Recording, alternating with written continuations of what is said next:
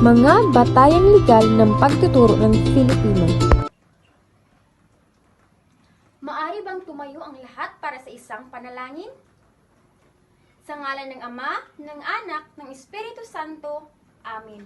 Magandang umaga mga bata! Kumusta kayo? Mabuti naman kung ganun. Manatiling nakatayo para upang mapalakas ang ating enerhiya. Alam niyo ba ang kantang "Ako'y buhi, dili patay, kanunay abtik"? Kung gayon, akin itong pangunguluhan at kayo ay susunod. Ako'y buhi, dili patay, kanunay abtik. Ako'y buhi, dili patay, kanunay abtik. Ako'y buhi, dili patay, ako'y buhi, dili patay, kanunay abtik. Nagsaya ba ang lahat? Mabuti naman kung ganun.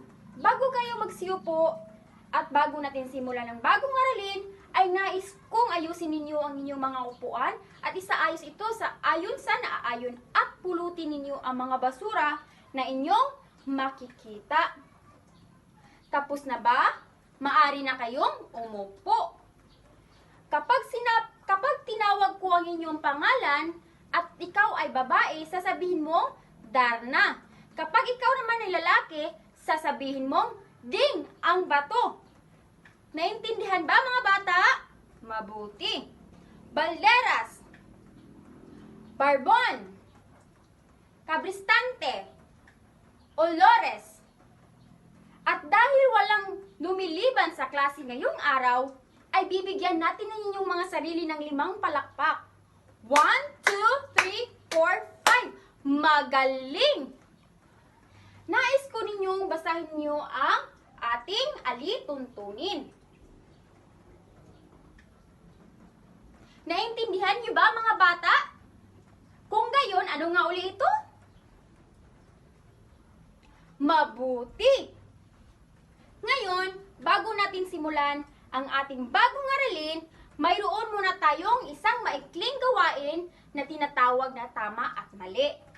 Itaas ang kanang kamay kapag ito ay tama. At kaliwang kamay naman kung ito ay mali. Unang pahayag, ang saligang batas ang pinakamataas na batas sa ating bansa. Magaling! Ito ay tama. Sa ikalawang pahayag naman, ang DepEd lamang ang gumagawa ng mga batas sa ating bansa. Napakahusay! Mali ito! Bago natin simulan ang bagong aralin, ay magkaroon muna tayo ng kaunting recap. Sino dito ang nakaalala sa huli nating tinalakay?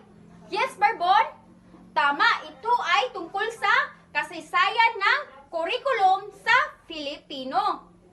Napakagaling! Talagang nakikinig at isinasapuso ninyo ang ating huling tinalakay. Ngayong araw, ang paksang ating tatalakayin ay tungkol sa mga batayang legal ng pagtuturo ng Filipino. Pero bago ang lahat, nais ko munang basahin ninyo ang mga layunin nito. Mahusay! Maraming salamat! Ngayon, bago natin pag-usapan ng batayang legal, ay nais ko munang alamin natin kung ano ito.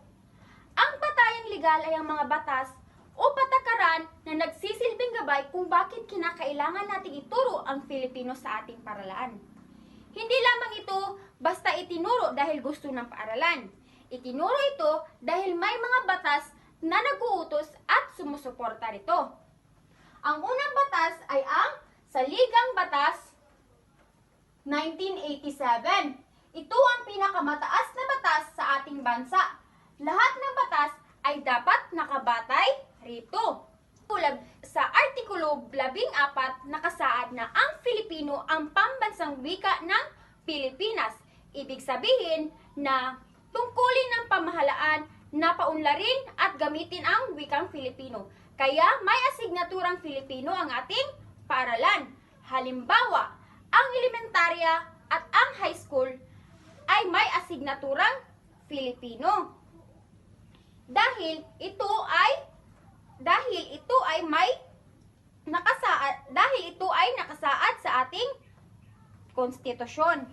Halimbawa, mula elementarya hanggang high school ay may asignaturang Filipino dahil ito ay nakasaad sa ating konstitusyon. Ang ikalawa namang batayan ay ang Batas Republika o Republic Acts. Ang Batas Republika ay mga batas na ginagawa ng Kongreso at nilagdaan ng Pangulo.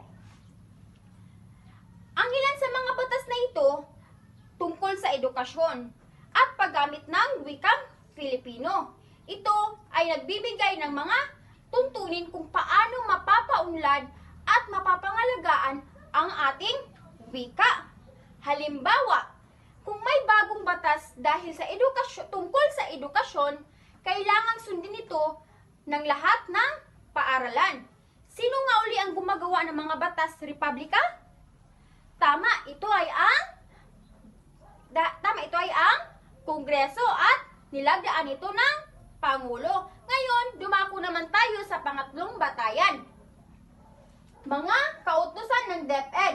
Ang DepEd o Department of Education ang namamahala sa elementarya at high school.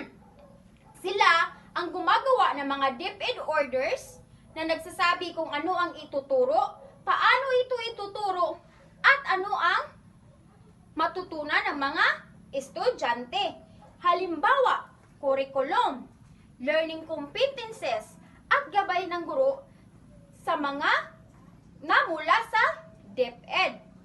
Sino nga uli ang namamahala sa elementary at high school? Tama, ito ay ang DepEd. Ano nga uli ang una nating batayan? Ito ay ang Saligang Batas 1987. Ang pangalawa naman, ito ay ang Batas Republika. Pangatlo, ito ay mga kautusan ng DepEd. Ngayon, dumako naman tayo sa pang-apat na batayan. Ang pang-apat na batayan ay ang mga pulisiya ng CHED. Ano ba ang pulisiya ng CHED? Ang CHED ay Commission on Higher Education ay ang namamahala ng kolehiyo at universidad. Sila ang gumagawa ng mga pulisiya o alituntunin kung paano ituro ang Filipino sa antas ng kolehiyo. Halimbawa, kung kukuha kayo ng kursong may asignaturang Filipino, sa kolehiyo, ang CHED ang nagtakda ng mga patakarang sinusunod ng mga universidad.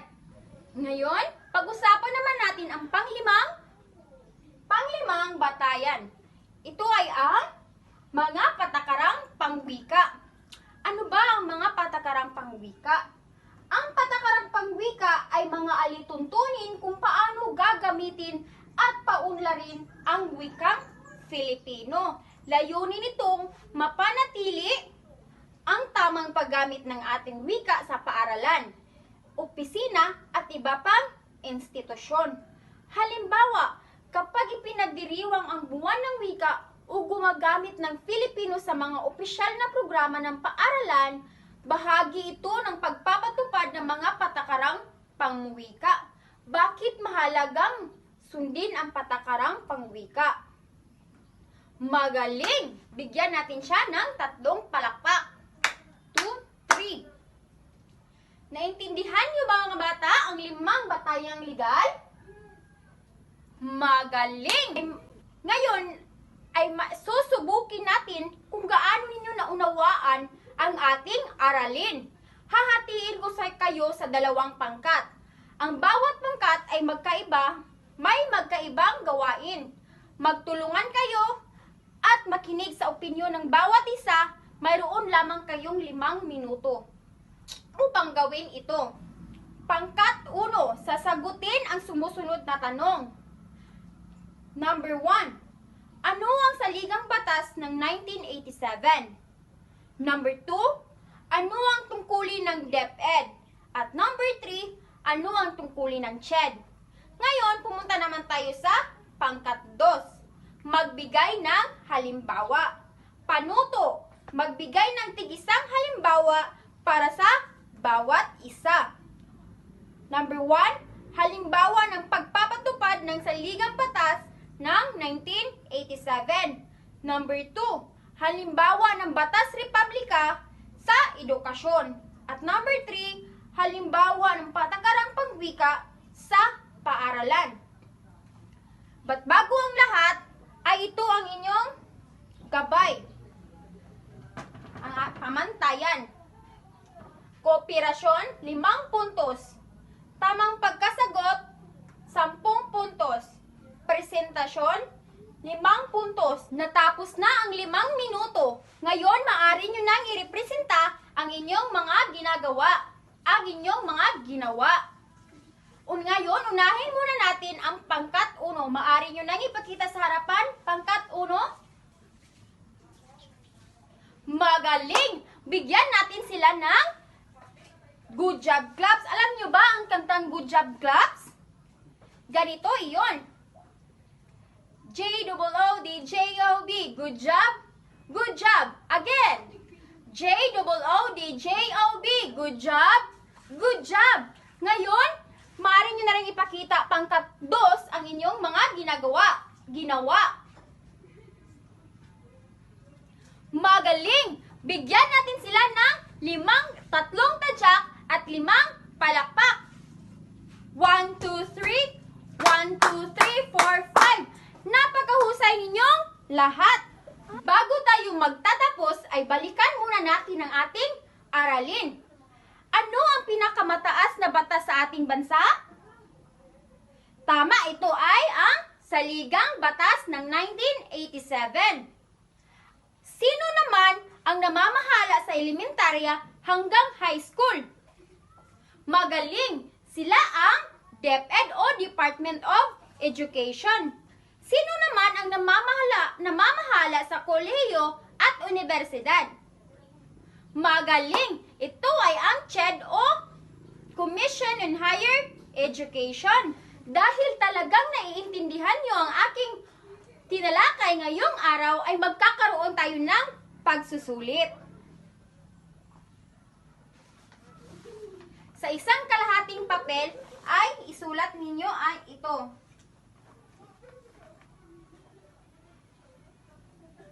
Bigyan ko lamang kayo ng 10 minuto para tapusin ito. Natapos na? Maaari nyo nang ipasa ang inyong mga papel sa harapan. Inaaanyahan ko ang lahat na tumayo para sa ating pangwakas na panalangin. Sa ngalan ng Ama, ng Anak, ng Espiritu Santo. Amen.